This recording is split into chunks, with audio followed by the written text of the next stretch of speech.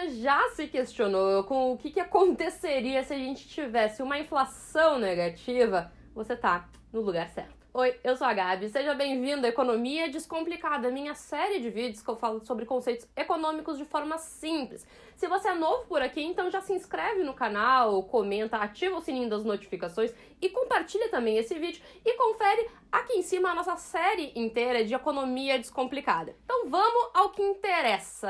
Diferentemente de hoje, a deflação, que é o fato dos preços caírem a cada ano, a cada período, ao invés da inflação, onde é que eles sobem, nem sempre foi vista com bons olhos. Então, por algumas centenas de anos, até o início do século XX, diversas economias experimentavam frequentemente esse efeito. E, de fato, o próprio Milton Friedman sustentou uma vez que os governos deveriam ter como objetivos suportar uma quantidade moderada de deflação. Vamos entender direitinho aqui o que é a deflação. Então, ela é quando os preços dos itens estão caindo, o que lentamente vai levando que cada real que a gente tenha no bolso valha mais. Dessa forma, mesmo que a sua renda não aumente, o seu poder de compra está aumentando, então a sua renda real está aumentando. Diferentemente da inflação, onde a gente comenta que se você deixar o dinheiro parado embaixo do colchão,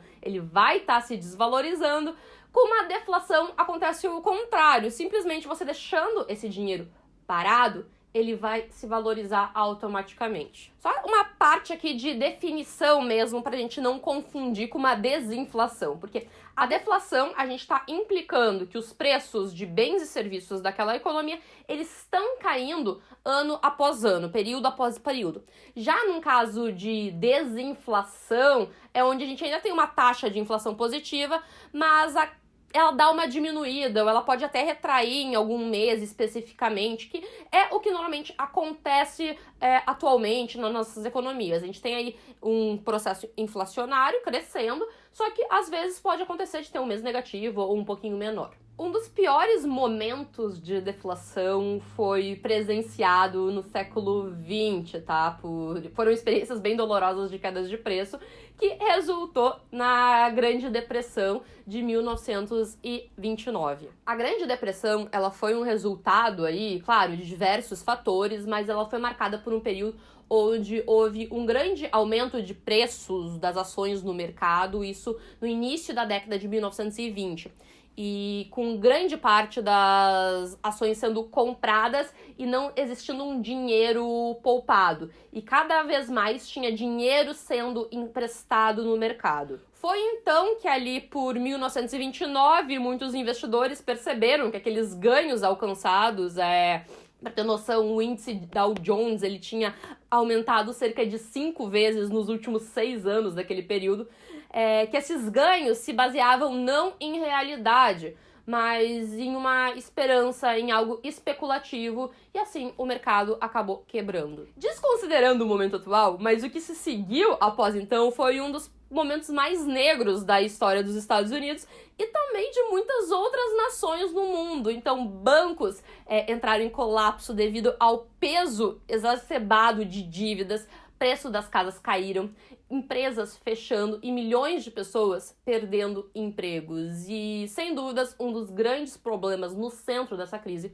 foi a deflação. Os preços, eles começaram a cair quando as pessoas perceberam que eles tinham sido inflados artificialmente pela ganância aí que dominava a economia por volta dos anos 20. Mas embora as ações, o mercado, o preço de casas também tenham caído, o valor das dívidas que as pessoas assumiram para manter tudo isso ficavam inalterados. Pensa assim, os preços estão caindo a 10%, mas o preço da dívida continua. Então, uma dívida de $100, ela seria aí artificialmente tendo um valor de 110 agora. Da mesma forma que um processo inflacionário ele pode ir comendo um valor da dívida, um processo deflacionário ele vai aumentando esse valor em termos reais. Dessa forma, as famílias, indivíduos, empresas que não sucumbiram instantaneamente no momento de colapso do sistema acabaram sendo impactadas diretamente pelo aumento de suas dívidas através do processo deflacionário. A gente precisa entender que a deflação, ela não só afeta apenas as pessoas com dívidas, mas toda a economia. Isso, à medida que os preços começam a cair, as pessoas, elas tendem a acumular dinheiro, porque sabem que as coisas vão ficar mais baratas daqui a alguns meses.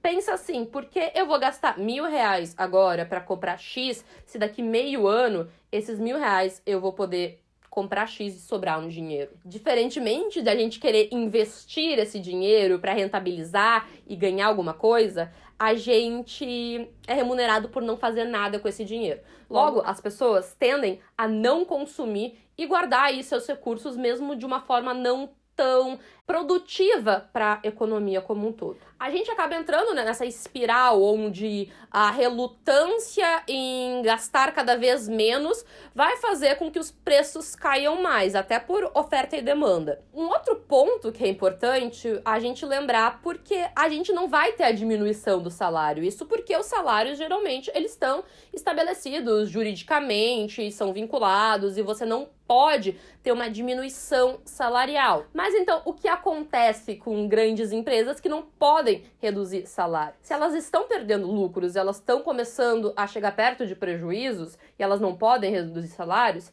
elas reduzem de outra forma, seja demitindo pessoas. Até porque em um processo deflacionário, se a gente tem um trabalhador com um salário de R$1.000, o empregador está perdendo, está havendo desvalorização daquilo, é quase como se fosse uma dívida. Aquele novo salário tem um custo real, talvez de 110, 120 e talvez muito mais. Isso é um desastre para o empregador que está vendendo bens e serviços a preços mais baixos e ele ainda tem que enfrentar custos salariais, talvez custos das suas dívidas que estão ficando mais caros. E embora a gente fale em um aumento de salário real, isso é muito ruim para o trabalhador, porque muitos empregadores vão ter que ser forçados a demitir muitos empregados. E da mesma forma que bancos talvez recebam um aumento aí do pagamento de dívidas, como eu citei, que o preço da dívida fica mais cara, tudo tá caindo na economia, as coisas começam a ficar mais complicadas, muitos tomadores desses empréstimos não vão ser capazes de pagar, o que vai levar o banco aí a tomar um calote nessas dívidas e ter prejuízos.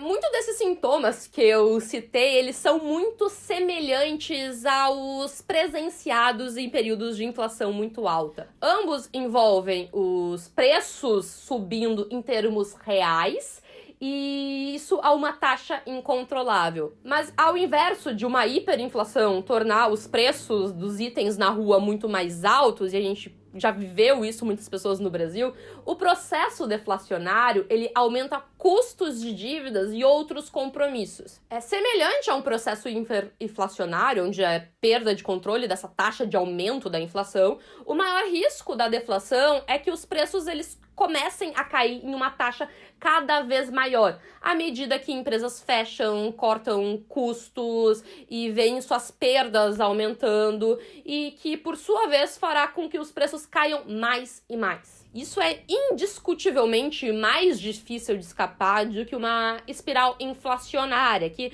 claro, não estou falando da hiperinflação que a gente viveu aqui no Brasil, que poderia ser semelhante, mas em grande parte porque as economias modernas, elas já conseguiram desenvolver alguns mecanismos para lidar com a inflação. Então é algo que a gente está mais acostumado a lidar e regular.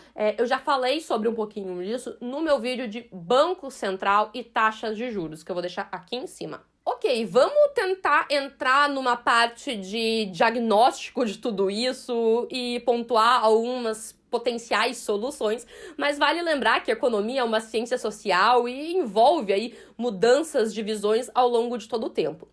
Então, a explicação econômica para a deflação é que a quantidade de dinheiro no sistema, ela diminui. ou a oferta de bens do sistema aumenta.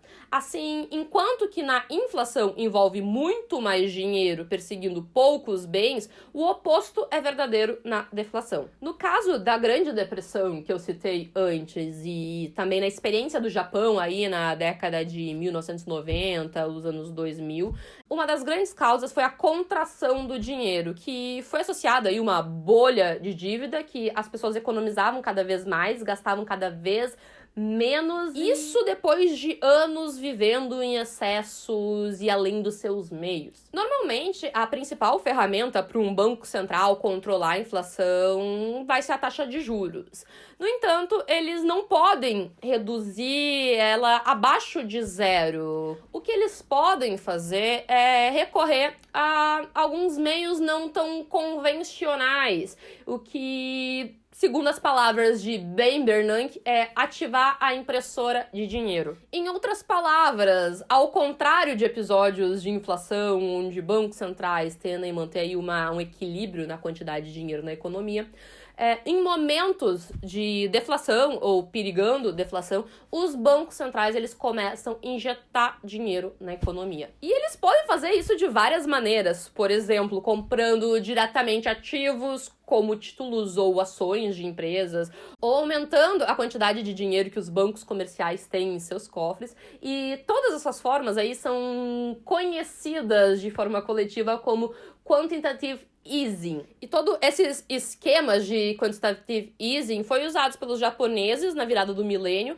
e também pelo Federal Reserve e pelo Bank of the England após a crise de 2008, enquanto tentavam aí reverter a situação da crise financeira. A utilização do quantitative easing é debatido por diversas escolas econômicas, alguns argumentam a favor, outros contra, mas é sim um mecanismo utilizado pelos bancos centrais para tentar combater aí um cenário de deflação, o que está sendo muito utilizado no momento. Talvez você já deve ter percebido que muitos bancos centrais estão injetando dinheiro na economia atualmente para tentar aí, se precaver de possíveis impactos piores da atual crise. Então, embora a Grande Depressão ela seja considerada uma das piores espirais deflacionárias experimentadas nesses tempos modernos, nos Estados Unidos, por exemplo, o desemprego subiu para 1/4 de todas as pessoas saudáveis e o PIB ele encolheu 1/3. E o mais notável foi que no Japão, na década de 1990, foi que os preços caíram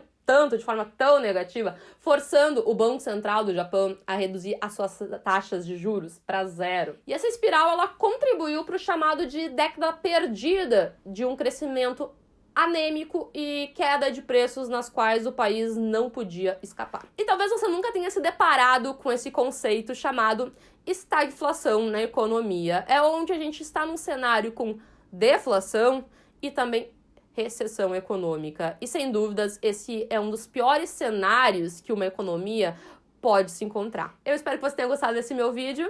Um grande beijo e até a próxima!